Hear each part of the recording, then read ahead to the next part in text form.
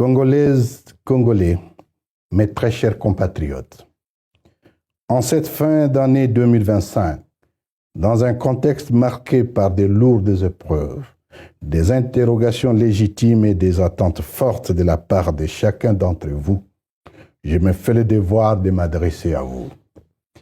Avant toute chose, je rends hommage à nos compagnons de la Révolution et frères d'armes tombés sur le champ d'honneur.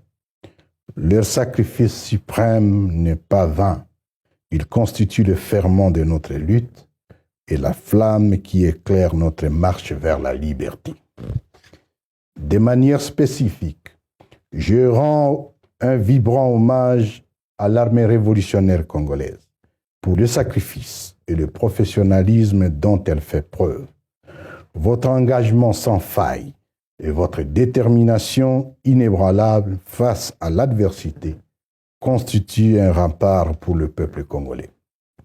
Mes remerciements s'adressent aux cadres politiques de l'AFC 23 qui, par leur travail acharné avec détermination, portent avec courage le destin de notre pays. En cette fin d'année, nos pensées vont également à nos compatriotes réfugiés depuis des décennies à travers la région. Pour ceux qui ont traversé récemment et bloqué au Burundi contre leur volonté, nous en appelons à la communauté internationale et au gouvernement burundais à faciliter leur retour volontaire dans le respect des épreuves des principes humanitaires. En territoire libéré, la population vit désormais dans la paix, la dignité et la sécurité retrouvée. La jeune administration s'installe. La justice, quant à elle, est en pleine relance. Sur le plan économique, la résilience du peuple a prévalu. L'économie s'active et s'adapte. Les institutions de microfinance et les sociétés d'assurance se mettent progressivement en place en toute sérénité. Les nouvelles infrastructures sont en pleine construction. Malgré la conjoncture, la voirie urbaine, les routes et les ponts en cours de réhabilitation. Le social s'améliore de manière significative. Le retour volontaire des réfugiés est observé. Les déplacés internes retrouvent leur localité d'origine et s'adonnent de nouveau à l'agriculture et à l'élevage. Nos enfants ont retrouvé les chemins de l'école et les hôpitaux fonctionnent normalement. L'AFC 23 s'impose comme une alternative crédible et d'espérance. Mes très chers compatriotes, au cours de cette année 2025, animée par un sens élevé de responsabilité, nous avons fait le choix de la paix. Un choix difficile, parfois douloureux, au regard des sacrifices consentis, mais un choix nécessaire. Nous nous sommes engagés de bonne foi dans un processus de dialogue avec le régime de Kinshasa. Cet engagement a abouti à plusieurs signatures en 2025, d'un communiqué conjoint en avril, d'une déclaration de principes en juillet, d'un mécanisme pour la libération des prisonniers en septembre, d'un mécanisme de surveillance et de vérification du cessez-le-feu en octobre et d'un accord cadre en novembre. Mais hélas, cet espoir a été odieusement trahi. Très vite, le régime de Kinshasa s'est révélé dans ce qu'il a toujours été. Le non-respect des engagements pris, encore moins de la parole donnée. Un régime basé sur le mensonge et les fausses promesses. À ce jour, pas un seul prisonnier n'a été libéré en violation flagrante des engagements signés. Bien plus, le cessez-le-feu est méthodiquement saboté par des violations répétées et systématiques, transformant progressivement une trêve fragile en une guerre ouverte, généralisée nous imposée. Cette guerre s'est abattue avec une brutalité aveugle sur les populations civiles, victimes de bombardements indiscriminés, en violation du droit international humanitaire. Ainsi, le régime de Kinshasa a démontré que l'accord n'était pour lui qu'un écran de fumée, un simple repli tactique pour se réarmer et se réorganiser. À titre illustratif, la médiation qatari a récemment organisé 2 réunions d'évaluation du cessez-le-feu auxquelles a pris part l'AFC M23, afin d'envisager des mesures efficaces susceptibles de garantir le respect strict de la cessation des hostilités. Le régime de Kinshasa a délibérément boycotté ces rencontres, rejetant tout et optant pour une solution militaire. L'AFC M23 renouvelle solennellement sa pleine confiance à la médiation qatari, convaincu que seule une approche politique permettra de résoudre les causes profondes du conflit. Plus grave encore, le discours de haine est devenu désormais une doctrine d'État. Il n'est plus marginal ni souterrain. Il est assumé, porté et relayé par le plus haut responsable politique et militaire du régime. Des spots d'incitation à la haine ethnique, à la discrimination, diffusés sur la chaîne publique nationale, préparent méthodiquement les esprits à l'irréparable. La cible est clairement identifiée. Ce sont nos compatriotes d'expression Kinyarwanda, et plus particulièrement les Tutsis. Elle s'est étendue aux Congolais d'expression swahiliphone. Ces compatriotes qualifiés d'ennemis de l'intérieur à raison de leur faciès, de leur langue et de leur ethnie, ont été sauvagement massacrés, parfois même cannibalisés, sous les regards indifférents, voire complices d'une communauté nationale et internationale muette. Cette dérive est particulièrement visible au sein de l'armée, où une purge ethno-tribale est en cours, détruisant ce qui restait de cohésion nationale et transformant l'outil de défense en un instrument de suspicion et d'exclusion.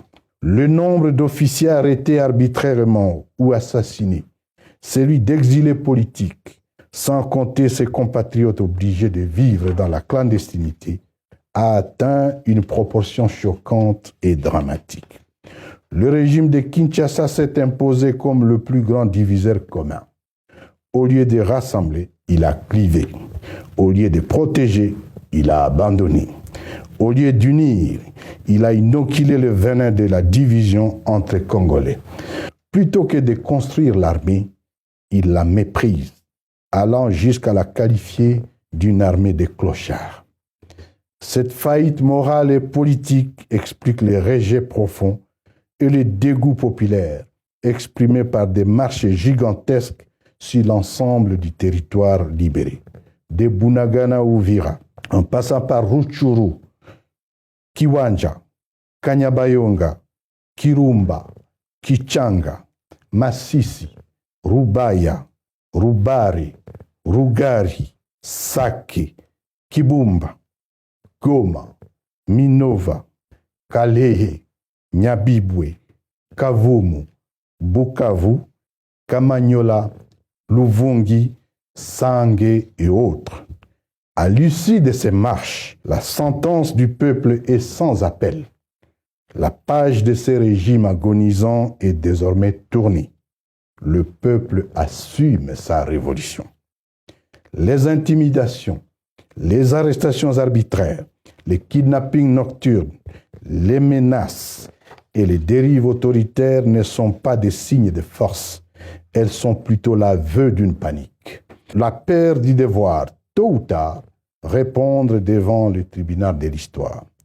Bien plus, le régime de Kinshasa a inscrit dans l'imaginaire collectif sa véritable mission.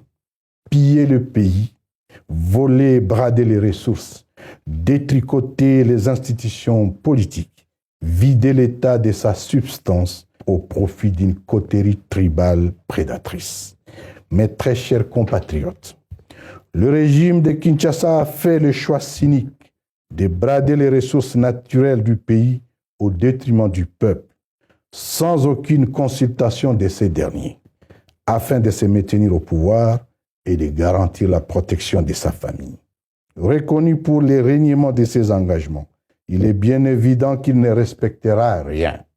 Par contre, l'AFC M23 dont la réputation est irréprochable en matière de respect des engagements pris, demeure la seule unique alternative crédible. Notre vision étant de faire de la République démocratique du Congo une terre d'opportunités au bénéfice de notre peuple. Mes très chers compatriotes, la crise actuelle est essentiellement congolaise. Vouloir l'externaliser, c'est traiter les symptômes sans jamais soigner la cause.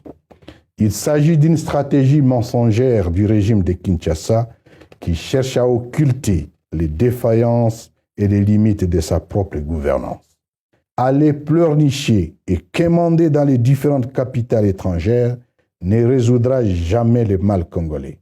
Les tueries, les massacres, l'insécurité chronique, les conflits identitaires, la corruption, la pauvreté, le discours de haine, le tribalisme, le détournement, le banditisme urbain ou l'insalubrité.